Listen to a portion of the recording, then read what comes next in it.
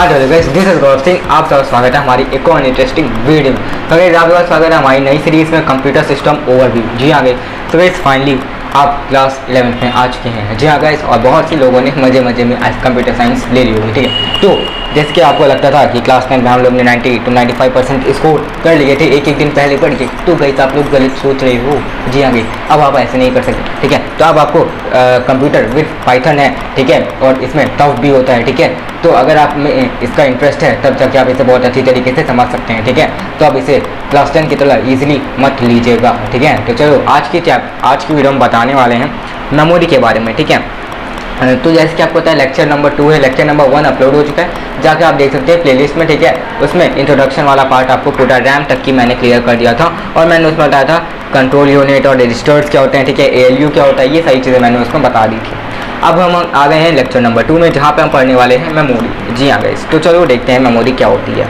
तो देखो, अब memory of a computer is often called a main memory और अ प्राइमरी मेमोरी। ठीक है, जो मेमोरी होती है कंप्यूटर की, जैसे कि हमारे मोबाइल में होती है मेमोरी, ठीक है, वैसे हमारे कंप्यूटर में भी होती है। अब वो उसको हम क्या कहते हैं, मेन मेमोरी या प्राइमरी मेमोरी कह सकते हैं। ठीक है, अब देखो जैसे कि हमें पता है कंप्यूटर बाइनरी लैंग्वेज अंडरस्टैंड करता है, 0 या 1 की लैंग्वेज को अंडरस्टैंड करता है। कंप्यूटर हमारी लैंग्वेज को नहीं अंडरस्टैंड कर सकता है, और हम कंप्यूटर की लैंग्वेज को नहीं समझ सकते हैं। ठीक है, तो ये बात होती है। तो चलो आते हैं मेमोरी में। ठीक है, तो देखो, अब memory of the computer can be thought of as a cell. ठीक है, जैसे कि फ़ोन होता है, फ़ोन को हम लोग क्या बोलते हैं, सेल फोन। ठीक है, तो फ़ोन क्या है, एक सेल है। ठीक है, वैसे हमारी बॉडी में जैसे सेल होते हैं, वैसे ही मेमोरी जो होती है कंप्यूटर की, वो भी एक सेल की तरह होती है। ठीक है, अब bits means binary digit either 0 or 1। A number of bits together are used to store data instruction by their combination. अब देखो क्या होता है, जो भी डेटा स्टोर होता है हमारे कंप्यूटर में, वो क्या होता है, जो बिट्स होती हैं उनको कंबाइन करके जो डेटा बनता है वो हमारे कंप्यूटर में स्टोर होता है। जैसे कि हमारे मोबाइल में, आपके मोबाइल में जैसे कि गाने होंगे, ठीक है, वीडियोज़ होंगी, वैसे ही हमारे कंप्यूटर में ये सब किसके रूप में होती है, किसके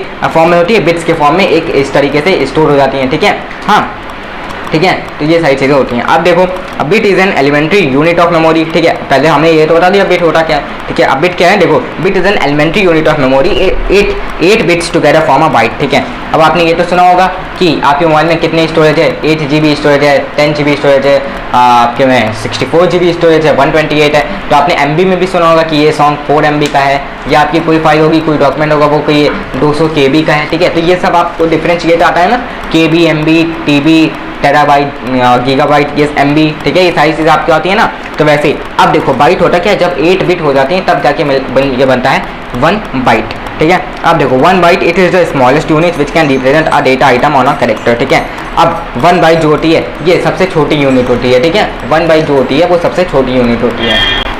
हाँ तो देखो, फिर आता है, देखो यहाँ पे मैंने लिख दिया bit is an elementary unit of memory. ठीक है, दूसरा हो गया 1 byte is the smallest unit. अब देखो 1 बाइट तो स्मॉलेस्ट यूनिट है, लेकिन 1 बाइट क्या होता है, तो देखो जब 8 बिट्स टुगेदर कंबाइन होती हैं तब जाके 1 बाइट बनता है। ठीक है, और अगर 4 बिट कोई पूछे तो आप उसे कहेंगे निबल। ठीक है, 8 बिट को कहते हैं 1 बाइट और 4 बिट को कहते हैं निबल। और अदर यूनिट जो है वो है MB है, GB है, KB है, ठीक है, और टेराबाइट है। ठीक है, ये सारी चीज़ें आप देख पा रहे होंगे। ठीक है, ये MB है, ये KB है, ये GB है, ये टेराबाइट है। और ये 4 बिट्स निबल बनता है, 8 बिट्स बाइट बनता है, 1 bit is the smallest unit and a bit is an elementary unit of memory. ठीक है, तो ये सारी चीज़ें हो गई। फिर देखो आता है हमारा टेबल यूनिट। ठीक है, अब यहाँ पे यूनिट है, ठीक है, टेबल तुम्हारी बुक में भी होगा। देखो 1 बिट होता है बाइट, ये तो बता दिया। अब देखो जब 2 की पावर 10 होती है, मीन्स 1024 बाइट। ठीक है, क्या है, 1024 बाइट बनाता है 1 KB, 1024 KB बनाता है 1 MB, 1024 MB बनाता है 1 GB, 1024 GB बनाता है 1 TB, और 1024 TB बनाता है 1 PB, एंड 1024 PB बनाता है 1 GB, 1 EB, और 1024 EB बनाता है 1 ZB। ठीक है, तो देखो यहाँ पे मैं टेबल बना के दिखा देता हूँ आपको। ठीक है, तो यहाँ पे सारी यूनिट्स आपको दिख रही होंगी स्क्रीन पे। ठीक है, तो आप इन्हें नोट कर सकते हैं, ये आपकी बुक में भी दी हुई है। ठीक है, और जो ये तो हो गया हमारा प्राइमरी वाला हो गया। ठीक है, प्राइमरी मेमोरी का एग्जांपल होता है रैम। ठीक है, अब देखो सेकेंडरी मेमोरी में क्या आता है, सेकेंडरी मेमोरी में जैसे कि हार्ड डिस्क हो गई, CD ड्राइव हो गई, ठीक है, पेन ड्राइव हो गई, ठीक है, थंब ड्राइव कह सकते हैं, या फ्लैश ड्राइव हो गई, ये सब आती हैं सेकेंडरी में। ठीक है, अब देखो क्या होता है, देखो the amount of time taken to produce the data required from memory from the start of the access until the availability of data is called memory access time। अब देखो जब तुम कंप्यूटर स्टार्ट करते हो, ठीक है, तब से लेके जब तक तुम्हारा कंप्यूटर पूरा डिस्प्ले ऑन नहीं हो जाता, ठीक है, तब तक जो भी टाइम लेता है, जो भी डेटा रिक्वायर होता है आने में, उस टाइम को कहते हैं मेमोरी एक्सेस टाइम। ठीक है। अब चलो parts of the main memory हम पढ़ लेते हैं। Now let's the part of the main memory. अब देखो part of the main memory दो तरीके की होती है, एक हो गई रैम और एक हो गई रोम। और रैम क्या होती है, रैंडम एक्सेस मेमोरी होती है, और रोम होती है रीड ओनली मेमोरी, ठीक है। तो रैम जो होती है ये एक तरीके से इसको हम कहीं से भी ट्रांसफर कर सकते हैं। It can be access from information transfer for any random location, ठीक है। इसे क्या है, हम कंप्यूटर में कहीं से भी एक्सेस कर सकते हैं, ठीक है। फिर आता है इसमें, देखो ये मैंने एक फिगर बनाया उधर मेमोरी यूनिट वाला। अब देखो ये क्या है, ये रैम का ब्लॉक डायग्राम है, ठीक है, कि रैम कैसे होती है। तो उधर देखो जो एन इनपुट लाइन है वो क्या रिप्रेजेंट कर रही है, वो रिप्रेजेंट कर रही है इन्फॉर्मेशन टू बी स्टोर, ठीक है। अब वहाँ पे क्या है कि वहाँ पे तुम्हारी इन्फॉर्मेशन जो भी है कंप्यूटर की वहाँ पे स्टोर हो रही है, ठीक है। फिर नीचे जो आउटपुट की लाइन है वहाँ से क्या है कि तुम्हारा जो आउटपुट लाइन है it supplies the information coming out of memory, ठीक है। अब इससे क्या आउटपुट लाइन से जो भी तुम्हारा डेटा है वो निकल के बाहर आ रहा है, ठीक है। फिर ये देखो इधर जो ऊपर के एड्रेस लाइन है वो क्या रिप्रेजेंट करती है, it provides a binary number of k digit that specify the address of the particular word, ठीक है। अब ये क्या है, देखो कंप्यूटर में जैसे हम लोग के घर का एड्रेस होता है वैसे कंप्यूटर में हर एक चीज का एड्रेस होता है, ठीक है। तो के लाइन एड्रेस जो है वो उसी को प्रोवाइड करती है, डेटा का क्या एड्रेस है, ठीक है। उसके बाद आता है तुम्हारा कि ये जो रीड और राइट वाला कंट्रोल लाइन है, अब ये इनका क्या काम होता है, इनका काम होता है specify the direction of the transfer desire, ठीक है। मीन्स ये अपना डायरेक्शन बताते हैं कि कहाँ पे ट्रांसफर करना है डेटा को, ठीक है। फिर देखो अब इसका मेन ड्रॉबैक अगर हम जान लें कि रैम और रोम में, रैम का ड्रॉबैक जो है अभी हम रैम पढ़ लें उसके बाद रोम भी पढ़ेंगे, ठीक है। तो रैम का जो मेन ड्रॉबैक होता है वो है that it is a volatile memory, ठीक है।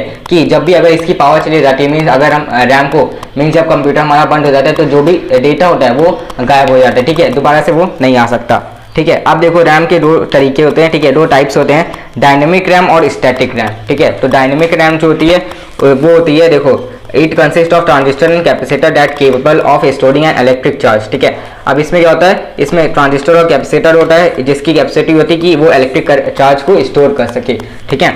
और फिर depending on the switching action of transistor the capacitor either contains no charge or hold the charge, ठीक है। अगर नो चार्ज है तो मतलब 0 होगा और चार्ज है तो 1 बिट होगा, ठीक है। अब कंप्यूटर कौन सी बाइनरी लैंग्वेज अंडरस्टैंड करता है, जैसे कि कंप्यूटर की लैंग्वेज हम नहीं समझ सकते हैं वैसे हमारी लैंग्वेज कंप्यूटर नहीं समझ सकता, ठीक है। तो कंप्यूटर की मशीन लैंग्वेज होती है जो कि सिर्फ ट्रू और फॉल्स जानती है। पहला हो गया 0 और दूसरा हो गया 1, ठीक है। अगर उसके अंदर कुछ येस है, ट्रू है तो 1 है, और अगर फॉल्स है तो 0 है, ठीक है। अब ये भी वॉलेटाइल स्टोरेज होता है, ठीक है, कि contents are lost in the event of power failure, ठीक है। अब यहाँ पे भी डी रैम में भी अगर पावर चली जाती है तो हमारा जो कंटेंट है वो गायब हो जाता है, ठीक है। अब देखो मैंने मेमोरी एक्सेस टाइम बता ही दिया था। अब डी रैम जो होती है it have access time ranging from below 20 to 70 nano second, ठीक है, इतना टाइम ये लेती है। लेकिन अगर देखा जाए तो स्टैटिक रैम वो डायनेमिक रैम से ज़्यादा फास्टर होती है, ठीक है। तो memory controller needs to refresh the memory content as 1000 time a second, ठीक है, which is called memory refreshing, ठीक है। पर 1000 टाइम अ सेकेंड में ये रिफ्रेश होती है और उससे हम कहते हैं मेमोरी रिफ्रेशिंग। फिर अब आते हैं स्टैटिक रैम में, ठीक है। तो स्टैटिक रैम क्या होती है, ये भी एक वोलेटाइल है, ठीक है, but they are long as they supplied with power they need no regenerator circuit to retain the store data, ठीक है। उनको कोई रीजनरेटर सर्किट की जरूरत नहीं होती ताकि वो अपना डेटा स्टोर कर सकें, ठीक है।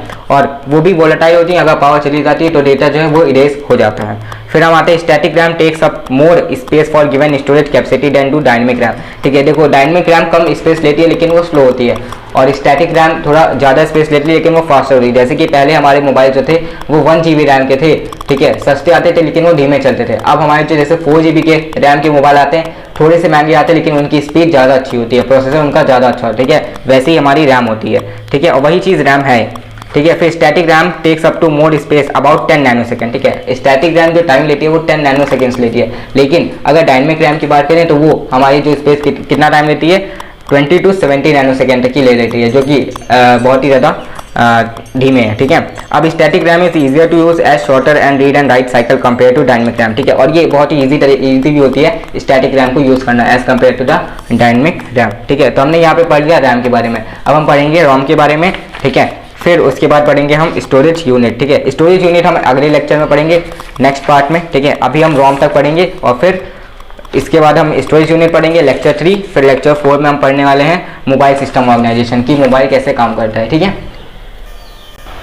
हाँ तो चलिए अब हम पढ़ते हैं रोम के बारे में, ठीक है। रोम क्या होता है, रीड ओनली मेमोरी, ठीक है।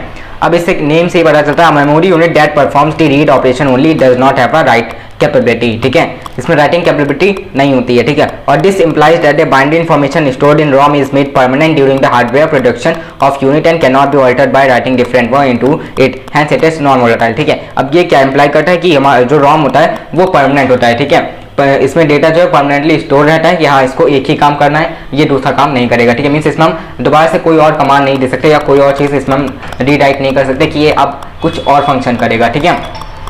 हाँ, तो उसके बाद देखते हैं कि वेयर एज जैसे कि रैम होता है, रैम क्या है उसमें हम कुछ भी बोल सकते हैं, लेकिन वो क्या होता है परमानेंट नहीं होता है। जैसे कि पावर चली जाती है और तुरंत ही रैम का डेटा जो है वो इरेज हो जाता है, ठीक है। अब देखो ROM are use for the application in which it is known data information never needs to be alter, ठीक है।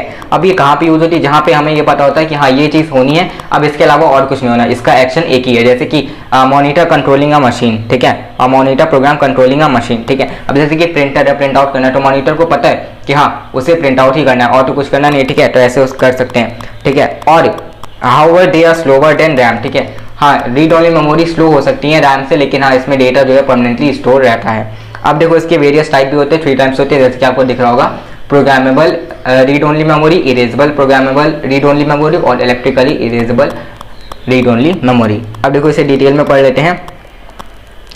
प्रॉम जो होता है, it can be program to record information using a facility known as PROM programmer, ठीक है। और once the chip has been program the recorded information can not be change, ठीक है। अब इसमें क्या है, एक चिप होती है, ठीक है, अगर जो चिप को प्रोग्राम कर दिया कि इसे ये एक्शन इसे करना है, ठीक है, तो दोबारा से इसकी इन्फॉर्मेशन जो है वो चेंज नहीं हो सकती है, ठीक है। अब देखो दूसरा आता है erasable programmable read only memory, it is another type of ROM that can be erased and chip can be reprogram to record different information using a special program facility. अब इसमें क्या है, ये एक अलग तरीके की रॉम है जिसमें कि डेटा इरेज हो सकता है, ठीक है, और इस चिप को हम दोबारा से प्रोग्राम कर सकते हैं ताकि डिफरेंट इन्फॉर्मेशन के लिए, ठीक है। अब इसका क्या है, इसके भी एग्जांपल ई प्रॉम जो है। अब इरेजेबल प्रोग्रामेबल के भी 2 टाइप्स होते हैं, ठीक है। कौन से होते हैं, एक होता है अल्ट्रावायलेट प्रॉम, ठीक है, और एक होता है इलेक्ट्रिकली ऑल्टरेबल प्रॉम, ठीक है। तो देखो फिर आता है तीसरा पॉइंट, वो है इलेक्ट्रिकली इरेजेबल प्रॉम, ठीक है। अब this type of ROM can be programmed and erase by the electric signals, ठीक है। अब इसको हम कैसे इरेज कर सकते हैं, इसे हम इलेक्ट्रिसिटी से, इलेक्ट्रिकल तरीके से हम इसे इलेक्ट्रिकल सिग्नल से हम इसे इरेज कर देंगे, ठीक है। और information loaded in this memory can be retain for many years without any power supply, ठीक है। किसी भी कोई भी पावर की जरूरत ही नहीं पड़ेगी, उसमें बहुत ढेर सारे सालों तक हमारा डेटा रहेगा, ठीक है। And one of its new application is backup to RAM memory, ठीक है। और इसका न्यू एप्लीकेशन के हम रैम मेमोरी में इसे बैकअप भी कर सकते हैं, ठीक है। Whose content are lost in a power failure, ठीक है। लेकिन जहाँ पे कंटेंट जो है वो हमारा गायब हो जाता है अगर पावर फेलियर हो गया तो, ठीक है। अब even newer devices are combining RAM and E PROM memory in a single integrated circuit, ठीक है। पहले क्या बड़े बड़े सर्किट आते थे, अब क्या एकदम छोटी छोटी चिप्स आती है जिसमें बहुत सारे फंक्शन हो जाते हैं, ठीक है। और जिसमें कि अब क्या है, रैम और ई प्रॉम को दोनों को एक ही सिंगल इंटीग्रेटेड सर्किट में हमने रखा हुआ है, ठीक है। तो ये था हमारा लेक्चर नंबर 2 पार्ट नंबर 2, जिसमें हमने पढ़ा किसके बारे में, मेमोरी के बारे में, कि मेमोरी क्या होती है, उसके टाइप्स क्या होते हैं, ठीक है। रैम के बारे में पढ़ा, रोम के बारे में, उसके डिफरेंट टाइप्स के बारे में और उसके ड्रॉबैक्स क्या होते हैं, ठीक है। और कौन सी परमानेंट होती है, कौन सी वोलेटाइल होती है, कौन सी नॉन कंप्यूटर सिस्टम ओवरव्यू में पढ़ा हमने, ठीक है। तो अब हम अगली वीडियो में क्या पढ़ने वाले हैं, अगली वीडियो में हम पढ़ेंगे स्टोरेज यूनिट के बारे में, ठीक है, कि स्टोरेज किस तरीके की होती है, ठीक है, और कैसे स्टोरेज होती है हमारे कंप्यूटर में, ठीक है।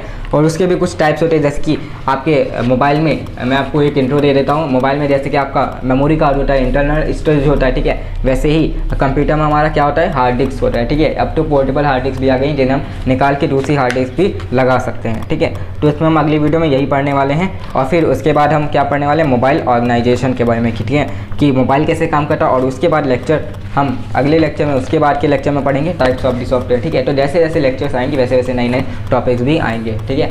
तो मिलते हैं अपनी नेक्स्ट वीडियो में, तब तक के लिए बाय बाय।